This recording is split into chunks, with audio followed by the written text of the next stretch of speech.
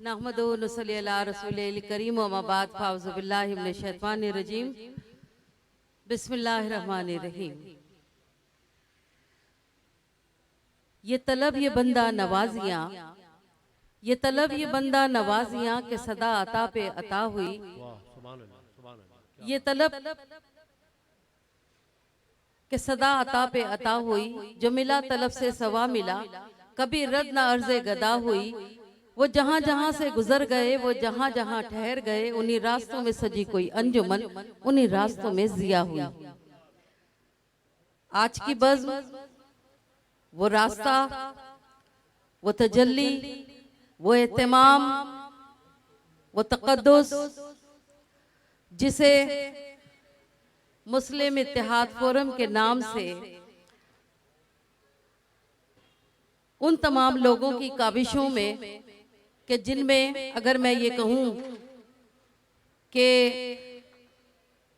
कारी हैं वो तो एक वस्फ है कि काम किया, लेकिन अगर मैं नाम की तरफ आऊं तो चूंकि सैयद हैं तो यकीनन अल्लाह ताला ने बहुत से नकाइस और बहुत सारी आलूदगियों से पाक रखा होगा, ये तयक्कुन है हमारा।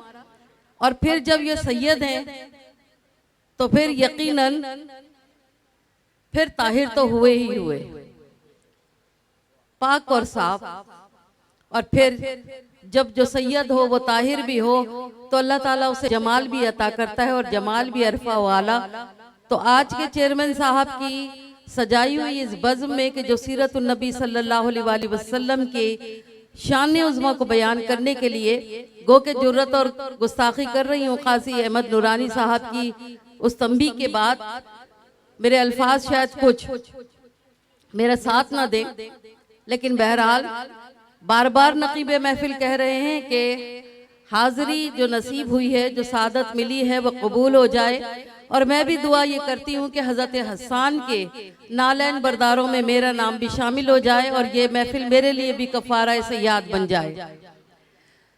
अज़ान गिरामी, एक साइंस की तालिबे इल्म, अदना तालिबे इल्म जो अभी तक तहकीक के जस्तजू के मराहिल में है, क्यों क्या और कैसे सवालों से अपने उलझनों की सुलझनों को सुलझाते हैं, तालिबे इल्मों के साथ बैठते हैं, मोहब्बतों का सलूक करते हैं। तो आज इस महफिल के अंदर के ये जो बड़े एहतमाम और इनकाद के साथ सजाई गई है, और इसका मकसद जो है वो एक इत्तेहाद है। जो ज़माना जो इंतशार, इनफराक और ख्वाहिशों की भीड़ में भाग रहा है तमाम लोग, उसमें अगर किसी मजहब को फिरकों के बगैर अगर यकजा करने की कोशिश की है तो उसमें यकीनन मर्द और औरत की तखसीस नहीं होनी चाहिए, रंग और नस्ल की तखसीस नहीं होनी चाहिए, छोटे और बड़े की तखसीस नहीं होनी चाहिए, तकसीम नहीं होनी चाहिए, अमारत और गुर्बत का उसमें कोई तवाजुन नहीं होना चाहिए। सबको चाहिए कि वो अपने माशरे के लिए, अपने मुल्क के लिए, उसकी तामीर के लिए, बल्कि मुस्लिम उम्मा के लिए कि आज जो हम खरबों की सूरत में ना हमारी हैबत है, ना हमारा दबदबा है, ना हमारे सामने कोई सर झुकाने को तैयार है, बल्कि हम हेल्वेन आइडेंटिटी मनाने के लिए, रेंटाइटी मनाने के लिए ऐसे ऐसे पेश पेश हैं कि लोग हमको देखकर हंस रहे हैं। यह है हमारी सूरत हाल। मैं कुरान और हदीस का हवाला यहाँ मुझसे ज्यादा जय्यद उलमाए कराम अकाबिरीन यहाँ बैठे हैं। सबसे पहले तो मैं उन्हें सलाम भी पेश करती हूँ, और ये इजाजत लेना भी जरूरी था कि वो लोग जिनसे दीन इस्लाम की तरवीज हो रही है, आया इल्म हो रहा है, इल्म हुनर बांटा जा रहा है, मैं उनके सामने क्या लुत्फ कुशाई करूं।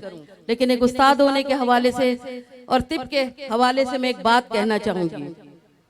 इस वक्त मेरी जरूरत यह है कि जब अल्लाह रब्बुल इज्जत ने जो कादिर मुतलक है, ना को हाँ में बदलने वाला और हाँ को ना में बदलने वाला, जो जिंदों को मुर्दों में बदलने वाला और मुर्दों को जिंदों में बदलने वाला, जब उसने हजरत इंसान को लक़द करमना बनी आदम की खलत से आरास्ता और पैरास्ता फरमाया, तो ये जो ज़ाहिरी नेमतें हैं, ये बसारत है, ये बसीरत है, ये क़ुव्वत गोयाई है, ये हाथ पैरों की हरकत है, ये सोचने समझने की ताकत है, जिसे आप शऊर कहते हैं, इदराक कहते हैं, जिसे आप कहते हैं कि आपका ये अक्ल सलीम है, जो आपको हलाल और हराम की तमीज़ देता है, अच्छे और बुरे में तमीज़ देता है, ज़िंदगी गुजारने के उसूल देता है, आप कहाँ से आए हैं और किधर जाएंगे और आपका ठिकाना क्या है। ये अक्ल सलीम है, ये शऊर है, ये इदराक है, ये फहम है, लेकिन ये तो सारी की सारी जाहिरी नेमतें हैं। लेकिन जो बातिनी नेमत अल्लाह ताला ने आपके और हमारे लिए उतारी थी, अवामुन नास के लिए उतारी थी, इसमें कोई मोमिन की कैद नहीं थी। रहमतुल लिल आलमीन थे, आलमैन के लिए थे। 18,000 आलम थे, आलम निबातात था, आलम हैवानात था, न जाने कितने आलम थे। मैं तो एक इंसान हूँ, मेरी नुक्त जितनी भी बयान कर सकती है, इल्म जितना है, जितना मैंने पढ़ा, मैं उलमा के जो मैंने पढ़े हैं तमाम चीजें, उनसे मैं ये कहूँ 18,000 आलम तो मैं मान लेती हूँ। लेकिन बादशाही तो उनकी वहां है जिनको कहा गया कि आपका जिक्र तो वहां तक है कि जहां जिब्रील के पर भी जलते हैं। अब बात आती है कि बातिनी नेमत से जो सरफराज फरमा दिया, तो दुरूद और सलाम भी उसी शान उज़्मा के ऊपर के जो दुनिया मोहम्मद और अहमद के नाम से जानती है। मैं अगर थोड़ा सा हवाला दूं, बात करना चाहूंगी साइंस के हवाले से भी। बहुत बड़ी बड़ी बातें होती हैं। जब मैं बहुत सारी कॉन्फ्रेंसों में जाती हूँ तो मेरा क्योंकि शोबा साइंस है, इस्लाम के ताल्लुक से बात करना ज़्यादा पसंद करती हूँ। तो मैं चाहती हूँ कि मोहब्बतों का और अकीदतों का सफ़र ऐसा हो कि उसके अंदर ऐसा हो कि जिसमें जबर का पहलू ना हो, मोहब्बत एहतराम के साथ आए, जिक्र फिल जरूरत ना हो, मोहब्बत फिल जरूरत ना हो, जिक्र फिल आदत ना हो, बल्कि जिक्र फिल मोहब्बत हो जाए कि चलते फिरते आपको नजर आने लगे कि वो जिसने कायनात बनाई और वो जिनके लिए कायनात बनी, और वो तालीमात के जिसे आप कुरान करीम कहते हैं, जिसमें सारी अकायद, नजरियात सब कुछ मौजूद है। थोड़ा सा इनके सामने, इन तमाम जय्यद उलमा कराम के सामने कुछ बात करने की इजाजत भी चाहूंगी, अगर शायद अल्फाज मेरा साथ दे जाएं। मैं एक रिसर्च का हवाला जरूर दूंगी। लॉस एंजलिस के अंदर डॉक्टर इब्राहिम ने एक कोशिश की थी कि मालूम किया जाए कि इंसानी रूह का वजन क्या है। बड़ी खूबसूरत बात है, आज शायद आज महवर मरकज बन जाए। ये जो नफ्सा नफ्सी है, ये जो इंतशार है, ये जो नफरतें हैं, ये जो अदावतें हैं, ये जो बद एहतरामी है, ये जो बद कलामी है, ये जो बद तहजीबी है, ये जो सारी तमाम चीज़ों के फसाद की जड़ है, मैं इसका जिक्र ज़रूरी समझती हूँ। तकरीबन 1200 से लेके 1500, अब इसमें तखसीस नहीं थी कि इसमें मुसलमान भी हो, सारे वो लोग जो नज़ा के आलम में हैं उनको तजर्बात की रोशनी में देखा गया। और क्या देखा गया? ये देखा गया कि मरने से पहले इंसान का वजन क्या है और मरने के बाद इंसान का वजन क्या है।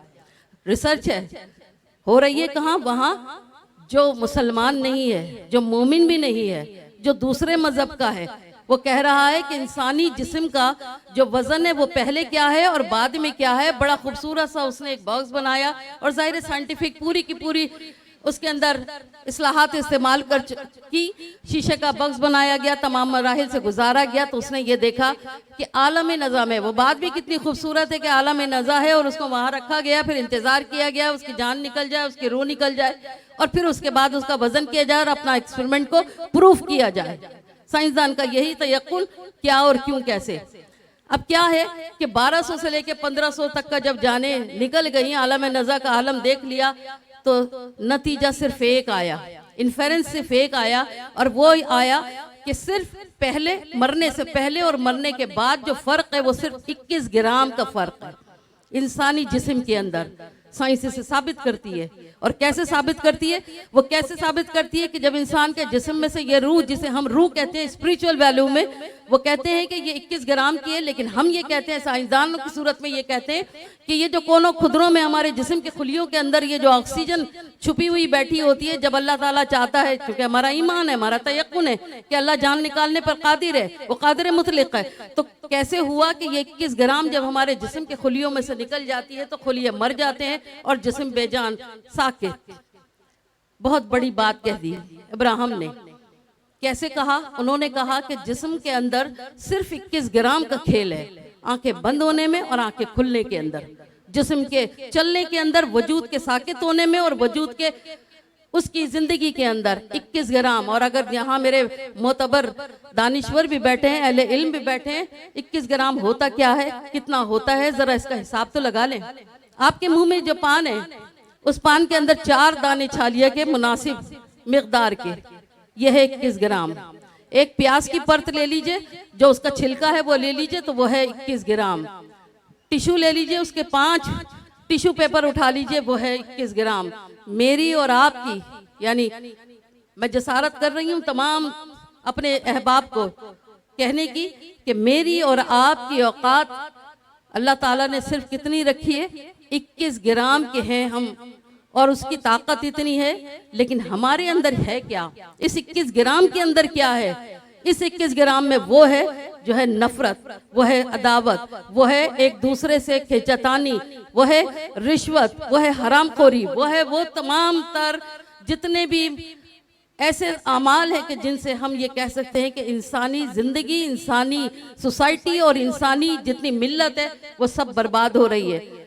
तो इंसान ये जो आज का जो फोरम जो आपने यहाँ पे तरतीब दिया, मैं सबसे पहले इसके तमाम मुरतब करंदगान को, इसके तमाम मावनीन को, इसमें जितने शुरका हैं, जितने एहतमाम करने वाले, इन सब के लिए दुआ करती हूँ कि दामे दमे दरमे कदमे सुखन है, अल्लाह ताला इनकी तमाम तर काबिशों को कबूल फरमाए और जिस मकसद के लिए इस फोरम का इंतखाब अमल में लाया गया है।